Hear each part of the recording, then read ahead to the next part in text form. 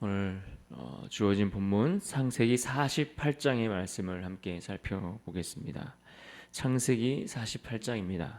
오늘 본문은 크게 두 단락으로 그 내용을 나눌 수가 있습니다. 1절로 7절까지의 말씀이 첫 번째 단락이고요. 두 번째는 8절로 마지막 22절까지의 내용입니다.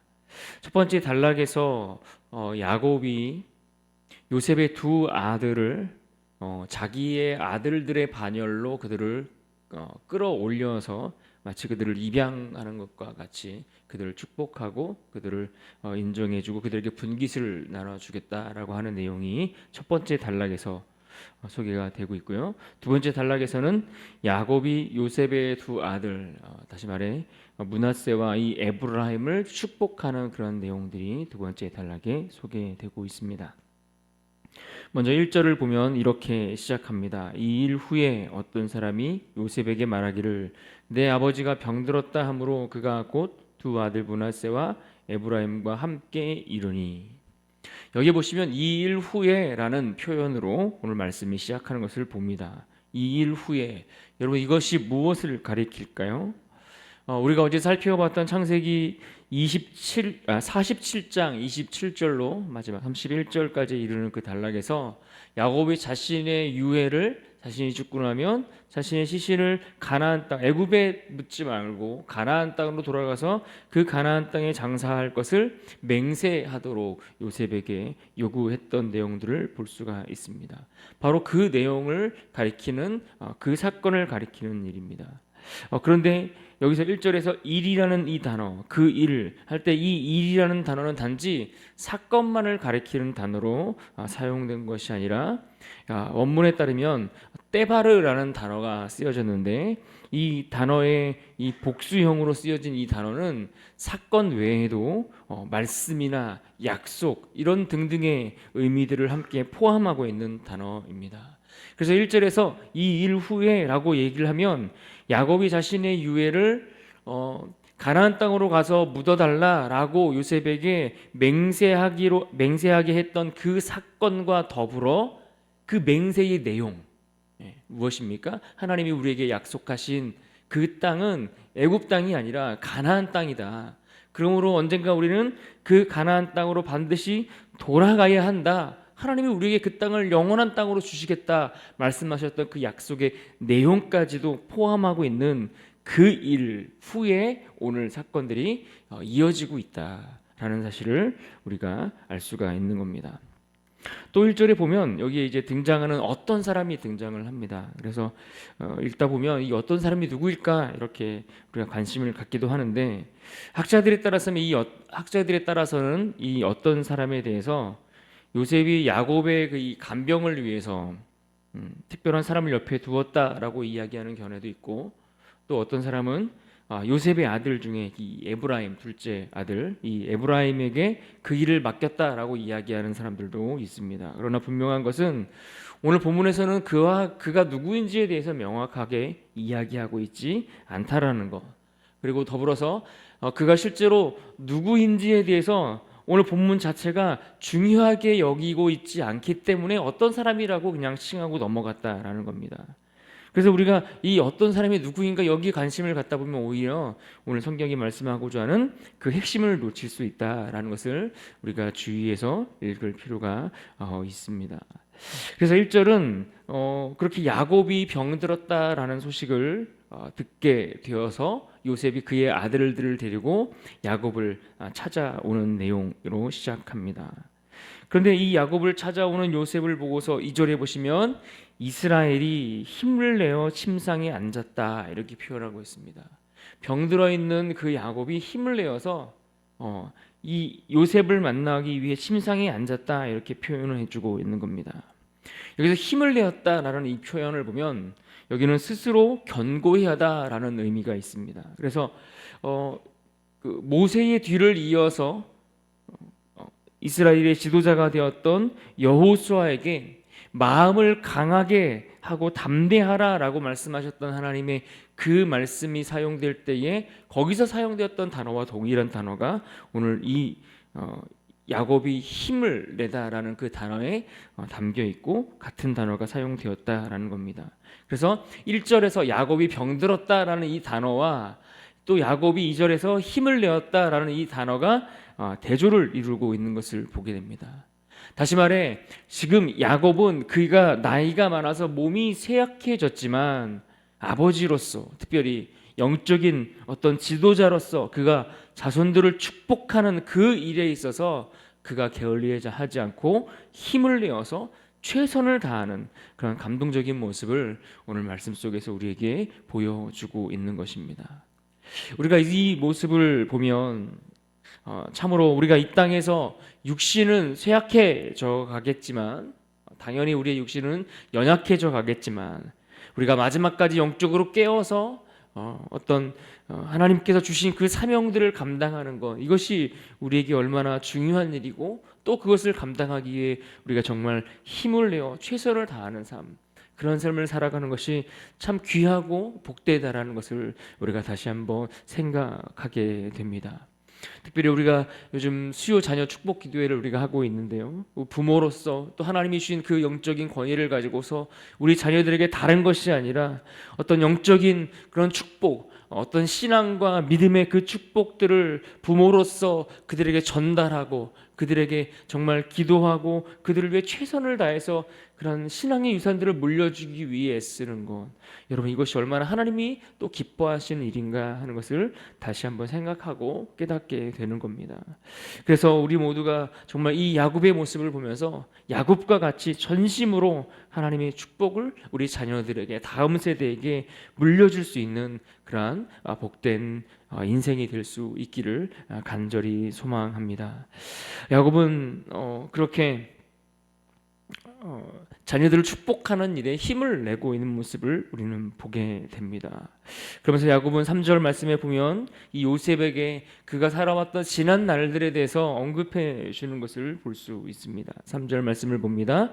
요셉에게 이르되 이전에 가나안 땅 루스에서 전능하신 하나님이 내게 나타나사 복을 주시며, 야곱이 지금 루스에서 만났던 하나님에 대해서 요셉에게 소개하고 있는 것을 봅니다. 그런데 그가 소개하는 하나님은 어떤 하나님입니까?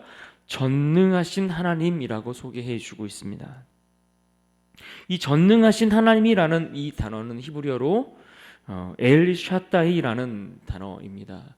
그러니까 엘이라는 단어와 샤다이라는 단어가 합쳐진 단어인데, 먼저 이 엘이라는 단어는 어떤 하나님인가 하니 다른 피조물, 하나님이 지으신 세상에 많은 그런 피조물과는 구분되는 힘 있는 하나님, 세상의 연약한 피조물과는 구분되는 능력의 하나님을 뜻할 때에 이 엘이라는 단어가 사용됩니다. 마찬가지로 샤다이라는 이 단어도 역시 강하다라는 뜻의 전능자라는 의미가 그 안에 있습니다. 그래서 이 두 단어가 합쳐져서 생긴 단어입니다. 그래서 이 두 단어가 결합해서 가장 능하신 자, 가장 능력 있는 하나님, 이러한 뜻으로 표현되어 있는 단어입니다.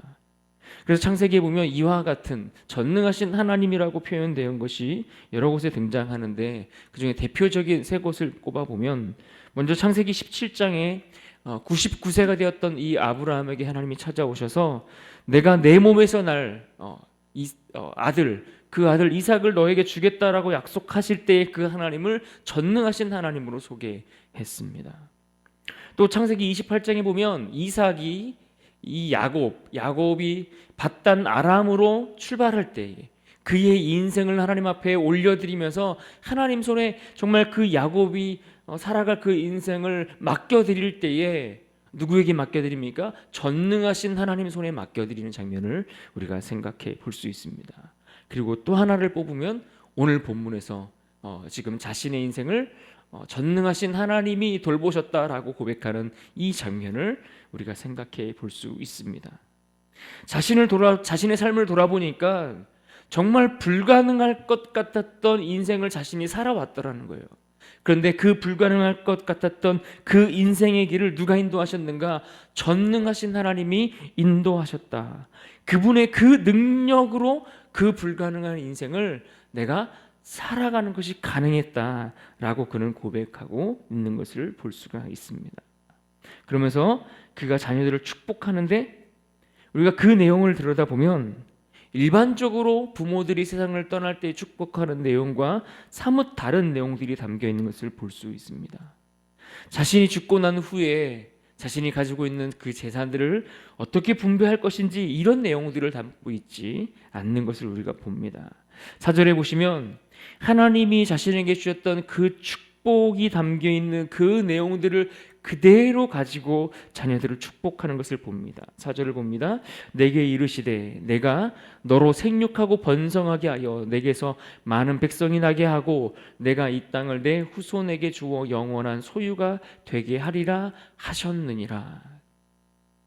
그러니까 그의 할아버지 아브라함에게 약속하셨던 그 약속의 내용들, 그리고 그의 아버지 이삭에게 나타나셔서 약속하셨던 그 약속의 내용들을 그대로 가지고 그것을 가지고서 자녀들을 축복하는 거고 있는 것입니다.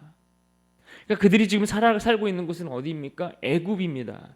애굽이라는 그 거대한 그 부유한 나라에서 누릴 그런 화려한 물질과 관련된 그런 내용들을 가지고서 그들을 축복하는 것이 아니라 하나님의 뜻이 담겨져 있는 말씀, 하나님의 꿈이 담겨져 있는 말씀, 우리를 향한 하나님의 계획이 담겨져 있는 그 말씀을 그대로 자녀들에게 이야기를 하면서 하나님의 그 꿈에 동참하는 인생, 하나님의 그 축복을 누리는 인생으로 살아가는 것, 이것이 가장 복된 인생이다라고 그들을 영적으로 축복하고 있는 모습을 우리가 볼 수 있는 겁니다.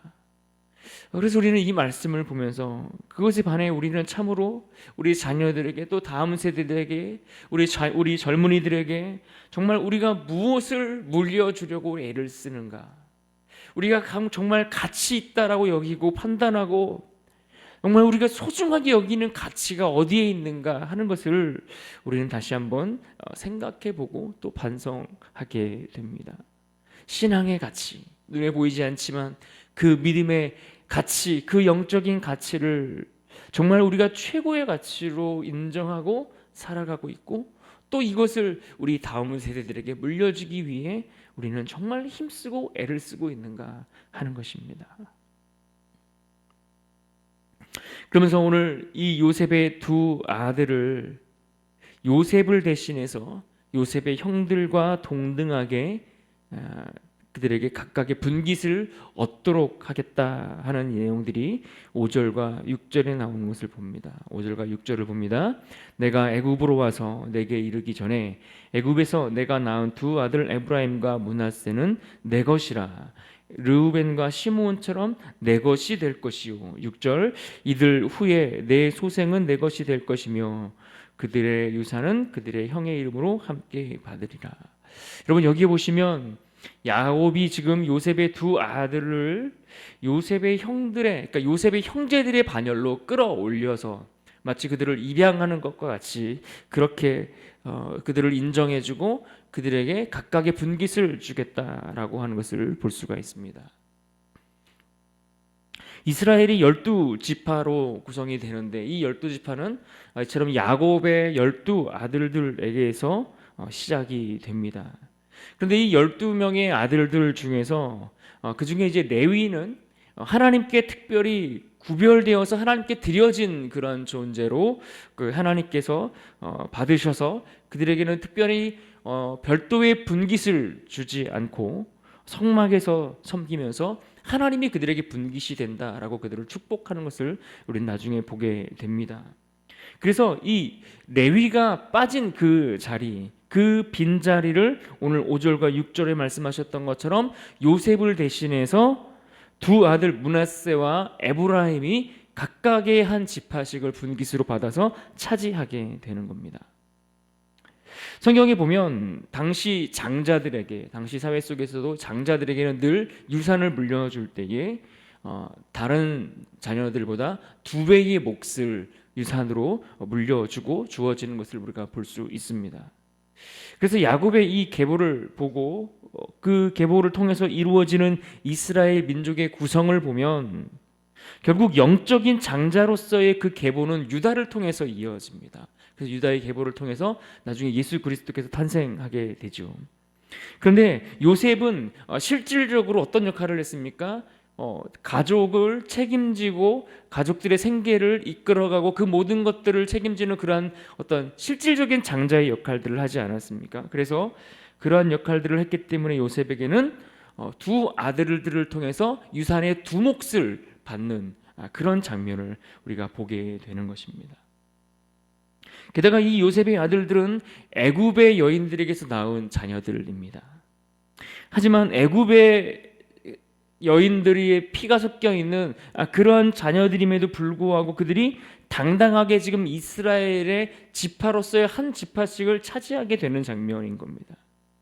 그래서 이것은 성경이 장차 우리에게 말씀하시는 하나님 나라의 백성, 다시 말해 복음으로 말미암아 주어지는 그 축복이 어떤 인간의 혈통이나 인간의 어떤 지위, 어떤 가문, 이런 특정 계층들을 통해서만 주어지는 것이 아니라 모든 믿는 자에게 거저 주시는 하나님의 은혜요, 바로 그 은혜를 오늘 우리가 누리며 살아가고 있다라는 사실을 알게 해 주는 것입니다.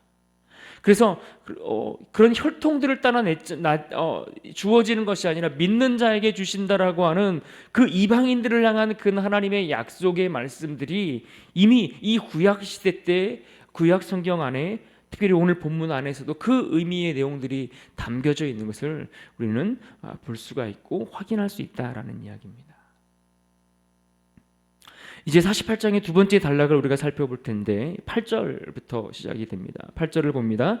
이스라엘이 요셉의 아들들을 보고 이르되 이들은 누구냐라고 이렇게 물으면서 시작을 합니다. 그런데 참 이상한 것이 앞에서 분명히 5절에서 이 므낫세와 에브라임을 야곱 자신에게 속했다라고 그러면서 그들의 분깃을 이미 우리가 주면서 축복하는 내용들을 우리가 보지 않았습니까? 그런데 또다시 지금 야곱이 이들이 누구냐라고 묻는 장면을 볼 수가 있습니다. 이것은 우리가 10절에 표현되어 있는 것처럼 이스라엘의 눈이 나이로 말미암아 어두워서 보지 못하더라라고 이렇게 표현했던 이 모습 속에서 그가 나이가 많아서 눈이 어두워서 잘 보지 못해서 이들을 분간하지 못해서 물어본 질문이겠구나라고 이해를 할 수가 있습니다. 그런데 또 하나는 그가 일전에 그의 아버지 이삭의 때의 일을 또한 떠올리고 있다라고도 우리가 생각해 볼 수 있는 겁니다. 어떤 일입니까? 이삭이 에서와 야곱을 구분하지 못해서 에서에게 축복하려고 했던 것을 야곱 자신에게 축복하지 않았습니까? 그러니까 그 일들을 떠올리면서 그와 같은 실수를 그가 범하지 않아야 한다라는 그러한 생각 때문에 노력하고 애쓰고 있다라고도 그렇게 볼 수가 있는 겁니다. 그런데 또 이렇게 해석이 가능한 것은 무엇 때문인가 하니 실제로 야곱이 요셉의 두 아들들을 축복하는 그 내용과 장면들을 보면 그가 눈은 잘 어두워서 보이지 않았지만 실제로 누구에게 어떤 축복을 해야 하는지는 그가 분명히 알고 있었고 그 일에 신중했던 것을 우리가 볼 수 있습니다. 그러니까 누구에게 어떤 축복을 해야 될지 눈은 어두워서 보이지 않았지만 그러나 그 영적으로는 그 영적인 분별력이 여전히 살아 있었고 그것을 잃어버리지 않고 그래서 그들에게 분별해서 바른 축복을 하는 모습을 우리가 보면서 이런 장면이 이렇게 연결되겠구나 하는 것을 우리가 알 수 있다라는 겁니다. 14절 말씀 봅니다. 이스라엘이 오른손을 펴서 차남 에브라임의 머리에 얹고 왼손을 펴서 므낫세의 머리에 얹으니 므낫세는 장자라도 팔을 엇바꾸어 얹었더라.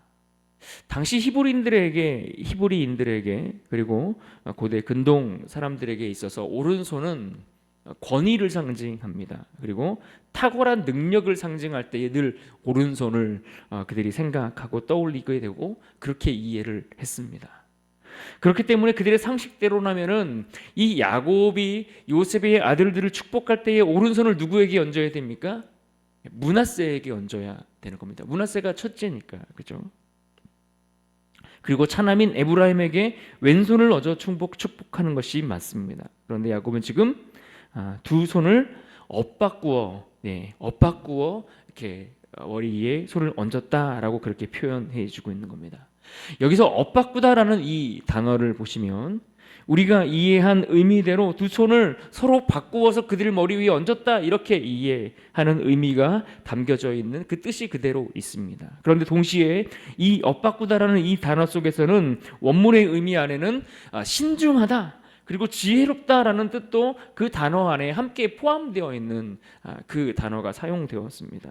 그러니까 지금 이 야곱이 이런 행동을 하는 것, 엇바꾸어서 손을 얹는 이 행동은 그냥 갑자기 그가 충동적으로 돌발 행동을 하는 것이 아니라 그가 그들을 축복함에 있어서 하나님의 축복에 대한 깊은 이해와 생각을 가지고서 하나님의 뜻을 따라 이루어졌다라는 것을 표현해주고 있다라는 이야기입니다.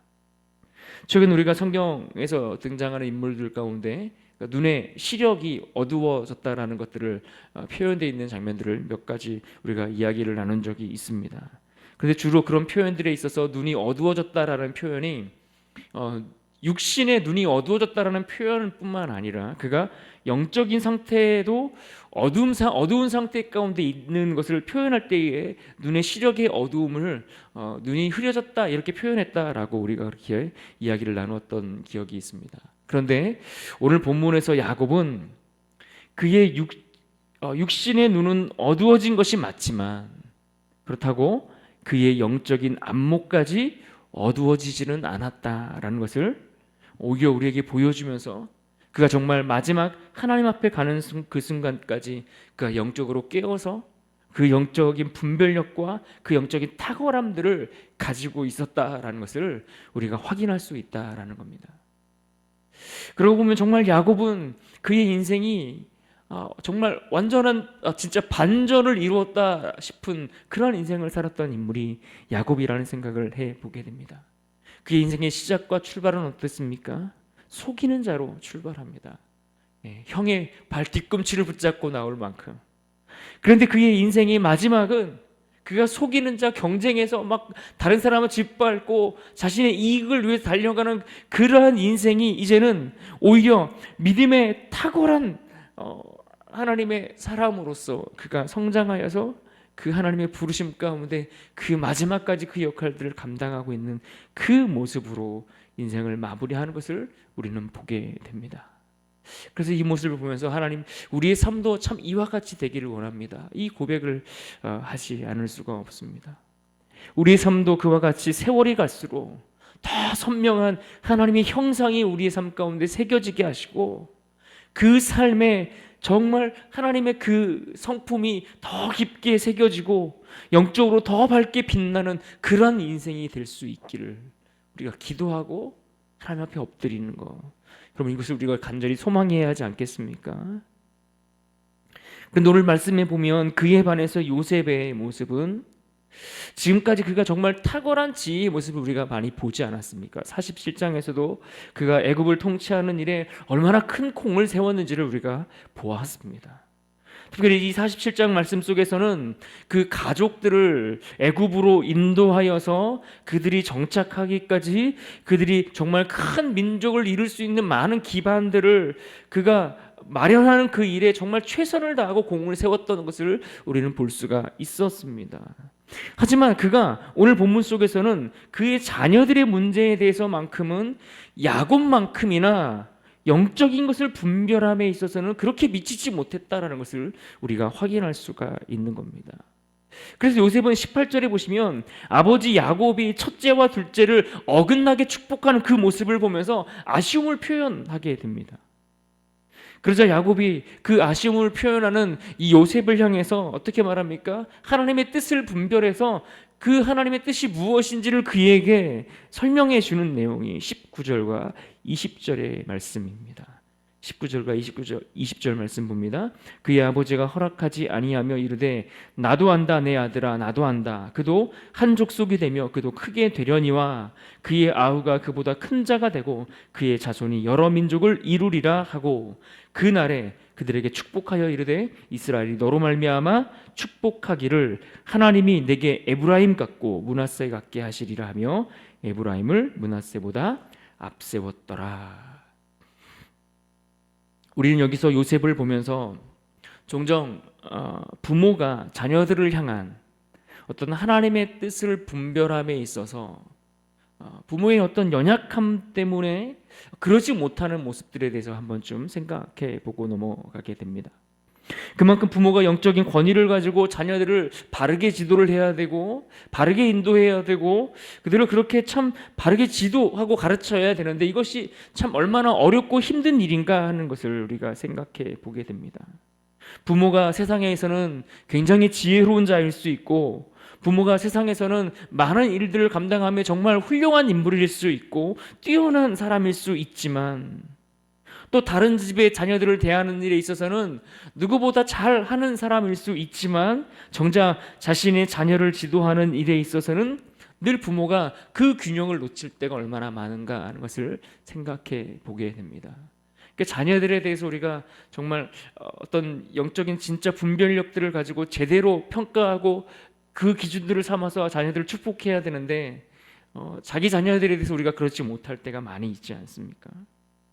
부모가 원하는 자녀의 모습이나 부모가 기대하는 그러한 자녀의 모습이 아니라 하나님이 기대하시는 모습으로 자녀들을 가르치고 알려주고 하나님의 뜻을 분별하도록 깨닫도록 하는 일이 중요하지만 많은 경우 부모들이 이것을 놓치기 쉽다라는 이야기입니다.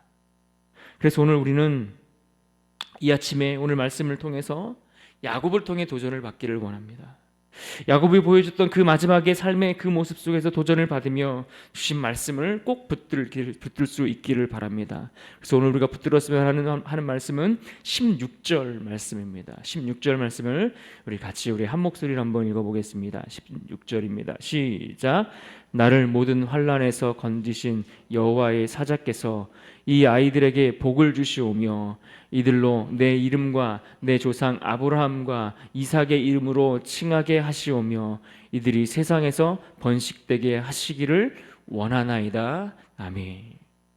자신의 어떤 연약함, 자신의 부족함 속에서 평생을 살면서 그렇게 하나님 앞에 깨지고 부서지고 그렇게 배워가며 깨닫고 이제는 그로 말미암아 육신이 연약해져서 그의 눈은 어두워졌을지라도 그럼에도 불구하고 영적으로는 정말 깨어서 하나님의 뜻을 분별했고 더 나아가 그 자녀들을 하나님의 약속의 말씀으로 축복하였던 그 야곱의 모습처럼 오늘 우리도 대를 이어서 하나님의 그 축복을 또 그 영적인 유산을 다음 세대에게 물려줄 수 있는 그러한 복된 인생이 오늘 우리의 인생이 될 수 있기를 그렇게 주님의 이름으로 축원합니다.